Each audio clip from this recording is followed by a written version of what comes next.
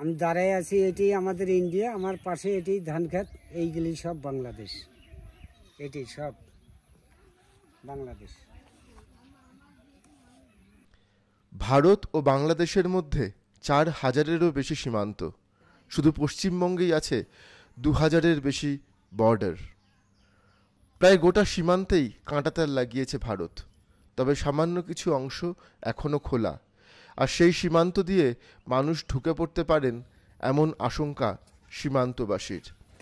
কোচবিহারে তিস্তার ধারে 72-এর চর এমনই এক জায়গা। এখানে এখনও কাঁটাতার লাগেনি। 0 পয়েন্টের ধারে বাড়ি বৃন্দাবন বিশ্বাসের। বছর 70-এর এই বৃদ্ধ বাংলাদেশ থেকে ভারতে এসেছিলেন 71-এর যুদ্ধের সময়। এবারের শরণার্থীদের দেখে তার সে সময়ের কথা মনে পড়ে যাচ্ছে। কষ্ট তো হচ্ছেই দেখে, কেননা আমার আগের কষ্টের কথা মনে আছে, সেই দেখে আমাদের তো আফসোস হবেই।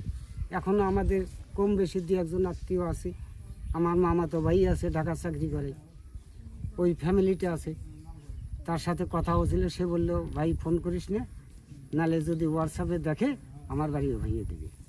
তারপরে আমরা ফোন করিনি, এই তো। তবে আছে খুব বিপদে, এটা ঠিক। কার্যত 3 দিক বাংলাদেশ দিয়ে ঘেরা এই অঞ্চলের নাম 72-এর চর। একই ক্ষেতে পাশাপাশি কাজ করেন ভারত বাংলাদেশের মানুষ। বর্তমান পরিস্থিতি নিয়ে কথা হয় নিজেদের মধ্যে। বৃন্দাবনের প্রতিবেশী নীলকমল মণ্ডল জানালেন তার অভিজ্ঞতার কথা। তো আমি ওকে ডাইকে জিজ্ঞাসা করলাম যে কিরে, তোদের বাংলাদেশে বলে প্রচুর গন্ডগোল হচ্ছে, আমরা টিভির পর্দায় দেখতে পাই, তা পেপারে শুনতেছি, তা কি খবর? বলতেছে এই ব্যাপার, আমাদের ওখানে যারা এই পার্টি করতেছে তাদের ওই দোকান দেখায় দিচ্ছে, কিংবা তাদের উপর অত্যাচার বেশি করতেছে। হিন্দু মুসলমান নাই ওখানে। এদিকে আসলে তো ওরা সরাসরি ঢুকে যাবে।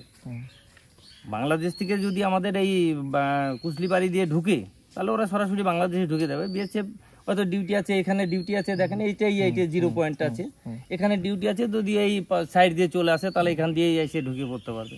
গ্রামে ঢুকলে হয়তো সহযোগিতা একটু করবেই গ্রামের লোকে, যাহাতো শাস্তি অবস্থা হয়ে আসতেছে, ওরা একটু যেভাবে ওকে চেষ্টা করে বলেন এই বাড়ির থেকে ওখানে দেই, যে লোকটার জানটা বাঁচুক। কোচবিহার এবং জলপাইগুড়ির একাধিক সীমান্তে এসে জড়ো হয়েছিলেন বাংলাদেশের মানুষ। ভারতে আশ্রয় চেয়েছিলেন তারা। বিএসএফ সীমান্ত পার হতে দেয়নি তাদের। বিজিবির সঙ্গে কথা বলে ফিরিয়ে দেওয়া হয়েছে। যে কটি সীমান্তে এ ঘটনা ঘটেছে তার প্রতিটিতেই কাঁটাতার আছে। 72-এর চরের বাসিন্দাদের আশঙ্কা, তাদের দিকে যেহেতু বর্ডার খোলা, যে কোনো সময় এই অঞ্চল দিয়ে মানুষ ঢুকতে পারেন। তবে একই সঙ্গে তারা জানাচ্ছেন, গত কয়েকদিনে এই সীমান্তে বিএসএফের টহল বেড়েছে অনেক গুণ।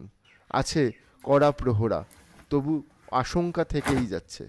72-এর চরের মতোই জলপাইগুড়ির দক্ষিণ বেড়ুবাড়িও কার্যত 3 দিক দিয়ে বাংলাদেশ দিয়ে ঘেরা। এখানেও প্রায় 16 কিলোমিটার সীমান্তে কাঁটাতার নেই। এই সীমান্ত দিয়ে কিছু মানুষ ভারতে ঢুকেছেন বলে মনে করা হচ্ছে। ওই পার থেকে মানুষজন যারা আক্রান্ত, যান বাঁচানোর জন্য আমার সন্দেহ যে বিভিন্ন জায়গায় তারা শেল্টার করে আছে। এবং অনেক লোক বর্ডার পেরিয়ে 9 তারিখে সীমান্তে জড়ো হয়েছিল, প্রায় 1000 খানেক মানুষ। ওদের এখান থেকে বুঝায় সুঝায় ফেরত পাঠানো হয়েছে। আমাদের কথা হচ্ছে যে আমাদের উভয় বাংলাদেশ, আমাদেরটা পশ্চিমবঙ্গ, ওদেরটা বাংলাদেশ। অতএব আমরা সবাই বাঙালি, সবাই মিলেমিশে থাকি।